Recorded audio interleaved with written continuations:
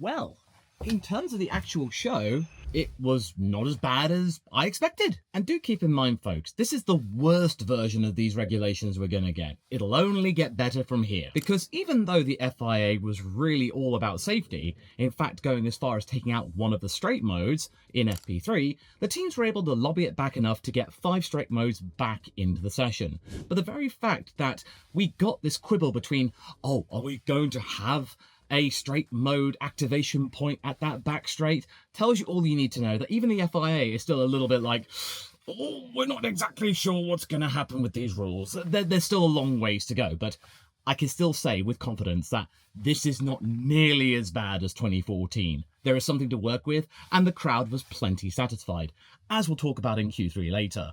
But I know that you're going to want me to talk about this, because Max Verstappen, what was that? Because even though we're all quick to blame Max and thinking, oh, he's got a skill issue, or, oh, it was all about the Adrian Newey ground effect car. Well, no.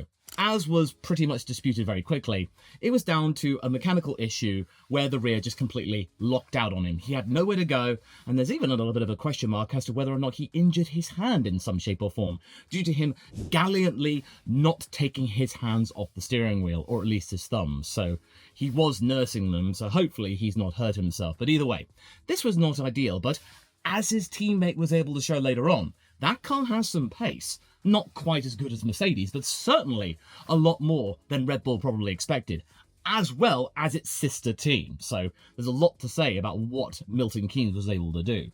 And as you can probably tell, I am still quite happy, even though it was a bit bittersweet. But I think one of the other success stories as well was the fact that Aston Martin did not suck as hard as all of the headlines painted them to be.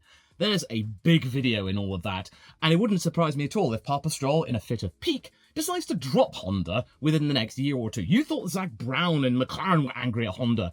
Just you wait until the Canadian billionaire gets his hands on Koji Watanabe, and what on earth have you done to my team? Because Aston Martin's all about image. But the image of Fernando Alonso just getting out there anyway, not only getting through the 107% limit comfortably, but almost getting into Q2.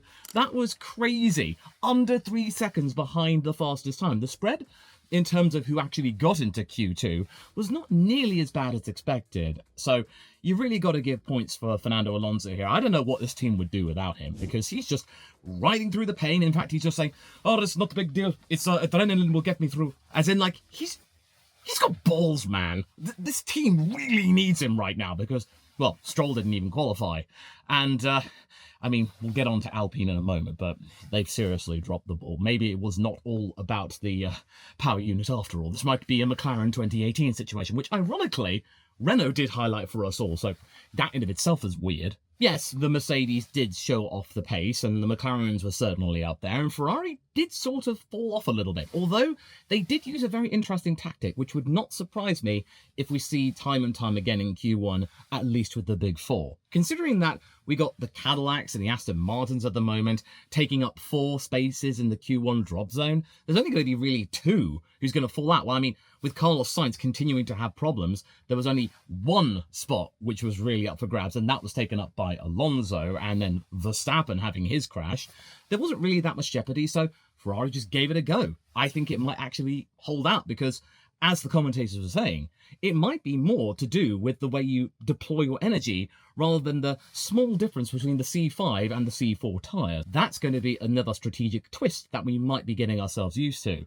But, okay, yeah, the Cadillacs, points for trying. They got on with it. They did drop out, but they certainly just showed up and they qualified within the 107% limit. So that's all we really can ask from Caddy, really. They gave it a good effort. They showed up. They didn't embarrass themselves. It can only be uphill from here. So I thought, not bad, Caddy. Good job. And Fernando, man, my goodness, that was just a spirited recovery drive after all the stuff that we've been privy to the last few days.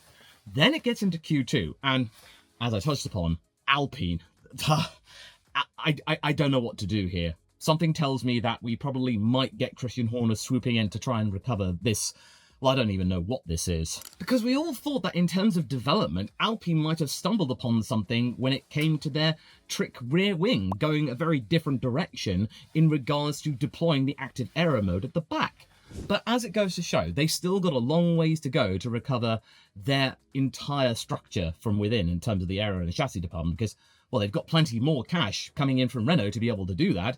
David Sanchez's efforts seem to be not really doing much. And even though Colapinto did give many fans a scare in not getting into Q2, he did at least give it a try, and Gasly gave it a try, but there was really not much cop there. And it really just makes me think that Flavio is going to be spitting feathers right now. He'll be wanting to find somebody to blame here. But at least neither of them crashed. That is something. But this is not the 5th best team at the moment. I mean, that's easily being contested by Racing Bulls. My goodness, those two. Especially Arvid Lindblad. But, as we will touch upon, he is not a stranger to controversy, as we saw in Formula 2. He did get into a fair few scrapes. As curiously enough, last year in his proper rookie year, did Oliver Behrman. Because coming into the pit lane, my other boy Gabi, having gotten into Q3, which for Audi is fantastic, one step higher than what Gabi was able to do in the Sauber last year, his car conked out for reasons as of yet unknown as of recording. If I do find out, I'll add it to the screen. But he conked out in the pit lane, Lawson spotted it, but according to Lindblad and Racing Bulls, there was a communication issue. As in, it wasn't Lawson backing Arvid up, because I know many will be quick to just point at Liam and say, it's your fault, Liam, because, previous, according to sources, was not told about what happened with Gabi. I mean, I think it just shocked the world. I mean, it certainly gave me pause for thought. I saw plenty of memes that I was celebrating, yes, Audi getting into Q3, and then, hold your horses, Law. Yeah, that happened. Yeah, that was gutting. After all of the solid reliability from the Bahrain testing and FP1s through 3, that was a bit of a climb down. But just so you know, Lindblad almost colliding with his teammate was down to the pit wall, not informing him in time. And when you take that into account with what Colapinto had to deal with in regards with Hamilton, it's simply down to communication issues. You need to tell these drivers a lot sooner about what's going on ahead of them. I think the teams are discovering that for themselves, because if you look at Colapinto's report from practice, it was simply down to the fact, Colapinto, he was told to stay on the line by his own team, because if he had moved outside of the racing line, he probably would have been considered for dangerous driving. It would have been even worse. He was informed by his crew to remain where he was. And in the case of Lindblad, he simply wasn't told anything at all. So that is a very important chestnut in regards to who are you going to blame. In this case, it's the pit wall. Lindblad was very, very lucky not to have caused any damage or hurt himself in the very tight pit lane entry. I mean, you got to give Albon points for trying. He wasn't able to get into Q3. He did get into Q2, though. It just shows that Williams got a lot of things to try and solve in the next few months to try and get some weight off that car. Even though I think they did bring some parts to Melbourne, they have to really get that car lighter and lighter and lighter, like they did throughout 2024. Only then will they be able to find hand over fist when it comes to actual pace, and they might get themselves back in the equation to within maybe getting in within a touch of P7 or P6 or something like that. I don't think right now P5 is really something that they can hope for, which I remember James saying that for after 2025, P5 was the bare minimum. P5 now is it's looking a bit of a distant dream at the moment, and that is very unfortunate. This is going to be a very slow burner period for Williams fans. I'm just sorry. But Audi fans, I'm sorry, I'm showing my bias here. And you might be thinking, you're a McLaren turncoat, Law, but come on. Audi, I've really been standing for the last couple of years, and this was proof that they are going to be a really big force to be reckoned with in the not-too-distant future. Already getting a car into Q3, Q2 comfortably, and just showing that they can easily throw it in amongst the main pack that have been around for a much longer time, with a brand new power unit, with a vitally refreshed Sauber team, and much more resources coming in from Neuburg, the Audi HQ, and I think soon, or maybe right now, their headquarters in Bicester, around Motorsport Valley. But yeah, I'm not going to lie, the reliability issue and not being able to get it to the white line in time, meaning that it was dragged away by marshals, so Audi couldn't even try and repair it to give at least Gabi one run in Q3, meant that that was the end of their day for them. There is still a point to be had, but then again, their starts, according to testing statistics, are one of the worst on the grid, so it wouldn't surprise me if they did fall back in terms of the order, but If Gabi can remain in the top 10, or Hulkenberg rise up the order actually getting into Q2, unlike last year and many times last year, there might be some points afforded to Audi, and if that did happen, that would be a huge achievement for them. I would just be happy for them to even finish the race, quite frankly, so a cheeky P10, I'll take that.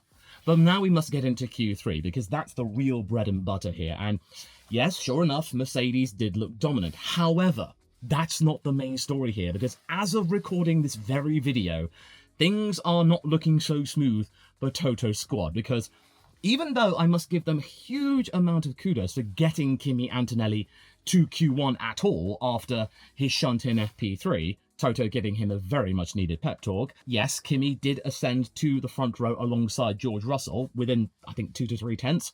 The fact of the matter is, though, is that not only did, I think, one of the pit crew put a literal foot or toe out of line to trigger an FIA stewards inquiry after the session, but then also leaving 2 cooling fans.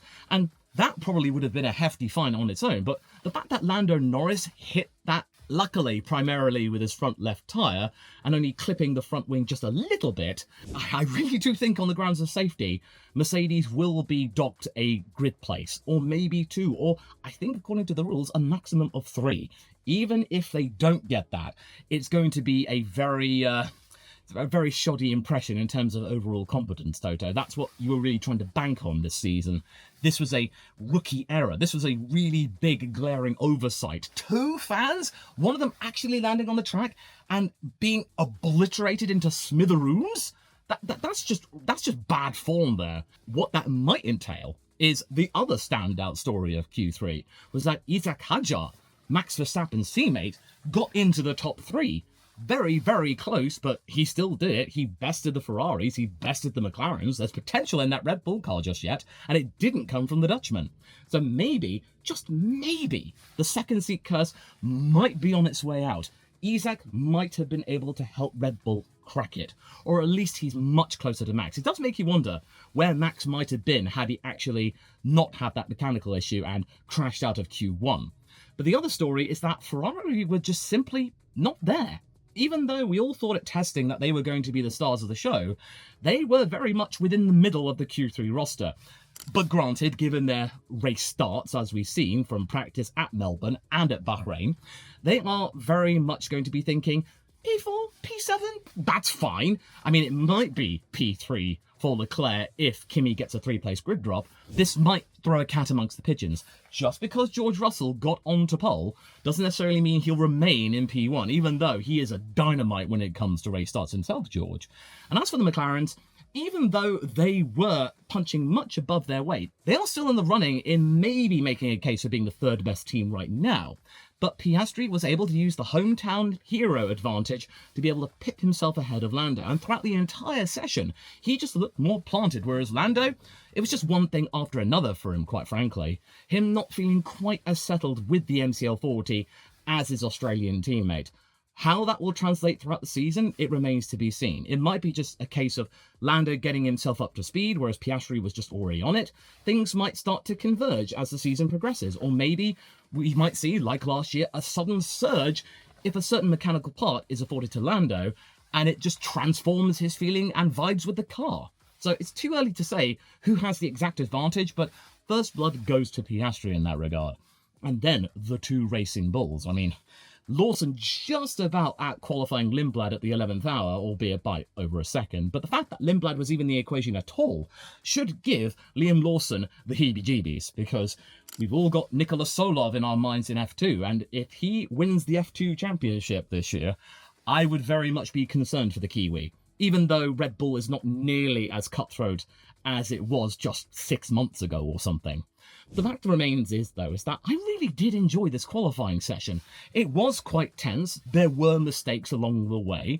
There are going to be with a brand new regulation cycle, but given my experience with previous regulation changes, sure, it wasn't as cut and dry as 2022 as far as I recall, but it's certainly nowhere near as bad as 2014. It's something that will take some getting used to.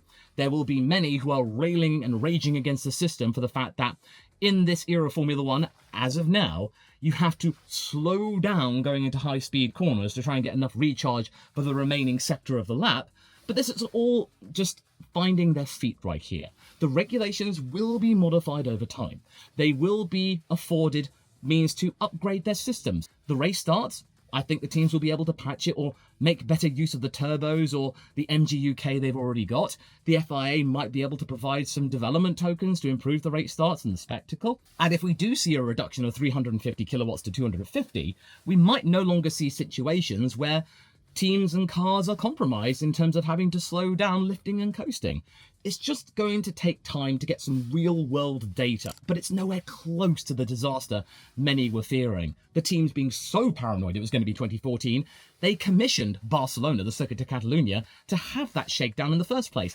May I remind you, that was organised by the teams. That's why the private security was intense, and then Formula One was just like, can I get in on this, please? Can I show some coverage? And the teams were like, fine, I suppose, but they were very much limited in what they can do, as we saw in Bahrain.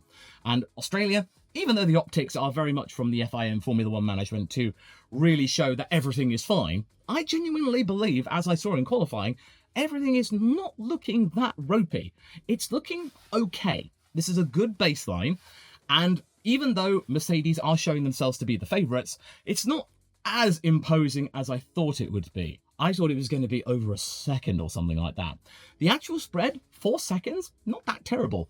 Or it's actually under 3 if you take Cadillac out of the equation, them just getting up to speed. So I'll just bear that in mind as we go into the race itself. I'll be producing a winners and losers video not that long after the race itself. It might be a little bit limited. Things might have developed as I've been editing this video. I'll try and make sure I put a caption on it. But there you go. I would say, as an Audi fan, I'm quite pleased. And I say for the show, yes, Ferrari did very much drop the ball in comparison to what they showed in testing, but it might not matter that much qualifying, because Ferrari are not afraid to try different things, as we've seen. And with Toto, I'm sorry, you wanted to look bulletproof? Well, there was plenty of shrapnel, I'll give you that. But anyway, if you like what I had to say, thank you very much for watching, and maybe check out this video right here for a means to remain with the channel. I'll see you over there.